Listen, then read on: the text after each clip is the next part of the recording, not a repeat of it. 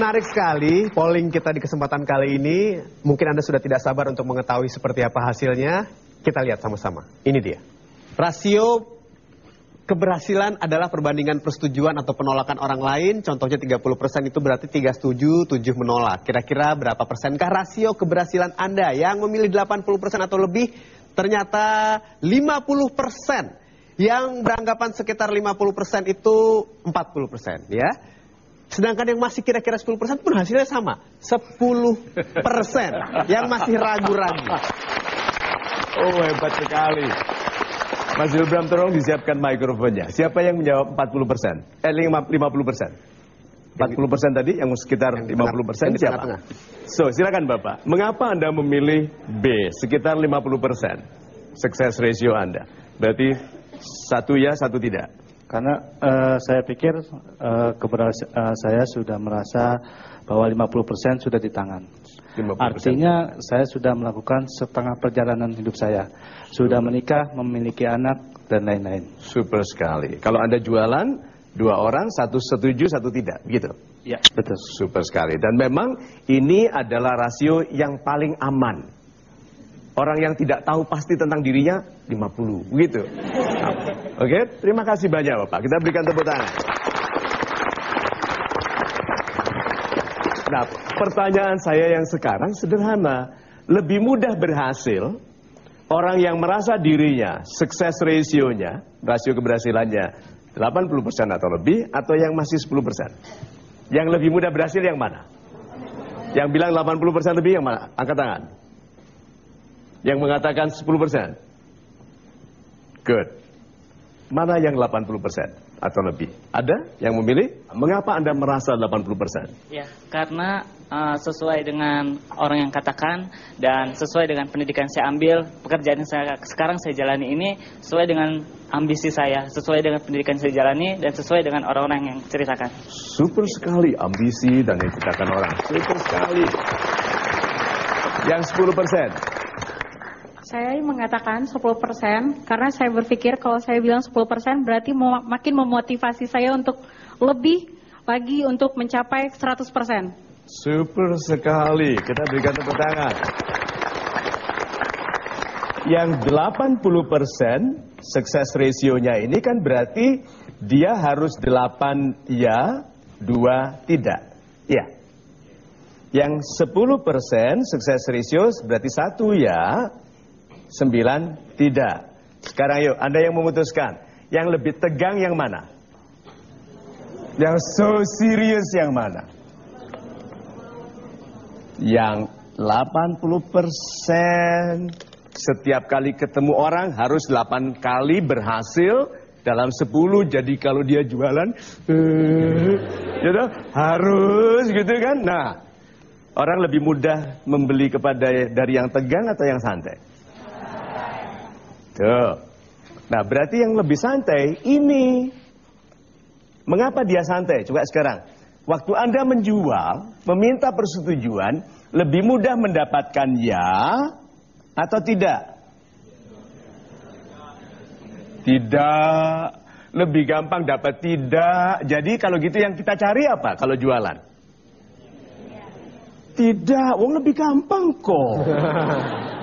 Hey, why so serious? Dengarkan saya, ikuti saya. Setelah itu kita akan sependapat. Jadi waktu Anda jualan, bertemu dengan orang, kan lebih mudah dapat tidak toh? Waktu berangkat ini loh, kan lebih mudah memutuskan aku mau cari tidak. Jadi waktu jualan kalau orang tidak mau, terima kasih. Karena dia cari tidak. Nah, waktu kita ditolak senang, itu yang menolak yang khawatir. Iya toh? Jadi nggak mau dik. Betul, nggak mau. Bener ya. Aku pulang loh ya. Itu orang lebih khawatir. Daripada waktu kita ditolak gitu. Nggak jadi deh. Pak tolong dong Pak, saya udah mau dipecat ini Pak. Begitu bayangkan. Berarti orang yang lebih santai, lebih mudah dibeli. Pertanyaannya sekarang, kalau Anda dapat 9 tidak, apa yang kemudian Anda dapat? 1, yes. Kenapa cari yang sulit? Cari penolakan. Dengan mencari penolakan Anda menemui semua orang. Karena tidak takut lagi. Ya, Anda terbuka sekali. Dan orang yang sering ditolak dan sering ramah, dia melihat dan dia menerapkan konsep keikhlasan. Yang menjadikanku berhasil bukan karena aku pandai, tapi karena Tuhan mencintai perilakuku yang ikhlas menggembirakan sesamaku. Bukankah telah banyak orang tidak sepandai kita yang lebih kaya dari kita? Iya. Lalu Anda bilang itu nasibku. So, why so serious? Lihat ke diri sendiri sebagai yang baru belajar. Tidak apa-apa 10% success ratio. Asal 100% I meet my customers.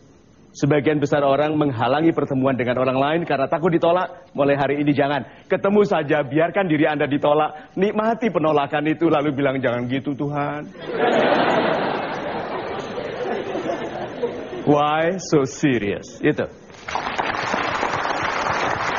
Saya merasa sangat indah sekali apabila kita melakukan sesuatu penuh dengan permainan yang fun, tapi hasilnya tentunya baik buat kita. Saya jadi ingat kepada anak saya di rumah, Pak. Kalau anak saya di rumah itu apapun yang dilakukan selalu main-main, tapi walaupun gagal, walaupun ternyata hasil tidak sesuai dengan harapan dia tetap tersenyum. Dan dia kembali mencoba dan tetap bermain. Nah, hubungannya Pak, antara anak-anak yang tidak terlalu serius dengan keberhasilan ini bagaimana Pak? Dengarkan ini ya. Jangan main-main dengan mainan anak-anak. Maksudnya anak-anak itu tidak pernah main-main. Kehidupan mereka adalah main-main. Bagi mereka mainan itu serius. Mau apa lagi? Mereka belum bekerja. Itu sebabnya kadang-kadang orang tua membuat anaknya stres. Pulang dari kantor bapaknya bilang, ini anak main-main saja. Loh, memang rapat DPR.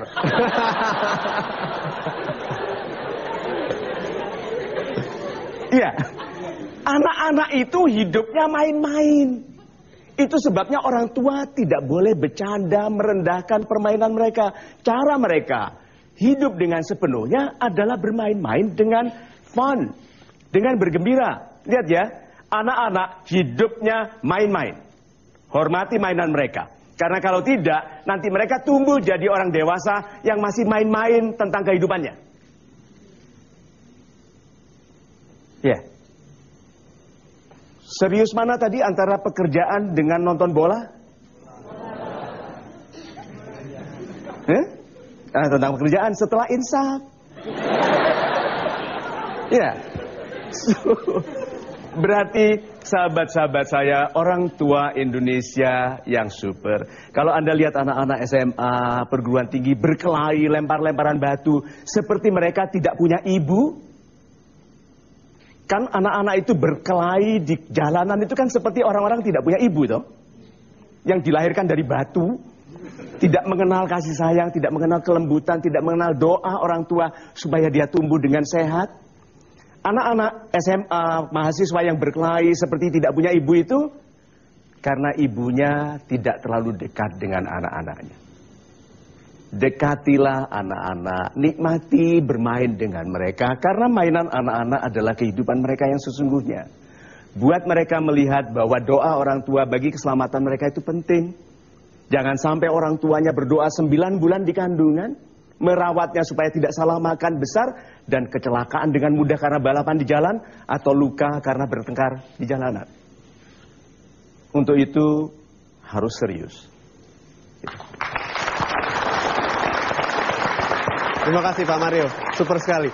Anda jangan kemana-mana, kami akan segera kembali. Tetap bersama kami menjadi super tentunya di Mario Teguh Golden Ways. Hukumnya orang yang malas waktu muda akan disuruh bekerja keras waktu tua.